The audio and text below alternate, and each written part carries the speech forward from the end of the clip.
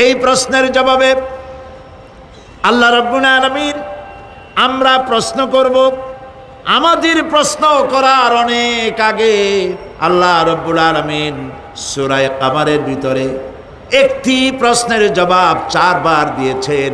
আল্লাহ পাক বলেছেন, ওয়া লাকাদ ইয়াসসারনাল কুরআনা লিযিকর ফাহাল মিন মুদ্দাকির। আল্লাহ পাক বলেন, আমি আল্লাহ অবশ্যই কোরআনকে মুখস্থ করার জন্য আর কোরআন বোঝার জন্য মানুষের কাছে আমি সহজ করে দিয়েছি।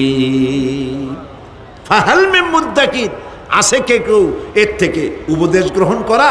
4 বার আল্লাহ পাক বলেছেন সূরা কামারের ভিতরে, অবশ্যই কোরআন আমি বোঝার জন্য সহজ করে দিয়েছি। সুবহানাল্লাহ বলেন। আমরা বুঝতে চাই না, তাহলে বুঝবো কি করে? বুঝতে চাইলেই তো আমরা বুঝতে পারবো, চেষ্টা করলেই বুঝতে পারবো। কোরআনে কারীমের এই সূরাটির দিকে লক্ষ্য করেন, আল্লাহ পাক বলছেন কাফেরেরা এটা বিশ্বাস করতো না। বিশ্বাস না করে তারা কি সব প্রশ্ন উঠাইতো, সেই প্রশ্নগুলো আল্লাহ পাক তুলে ধরেছেন। আরেকটি জিনিস লক্ষ্য করুন, আল্লাহর চাইতে শক্তিধর পৃথিবীতে কেউ আছে? আকাশে কেউ আছে?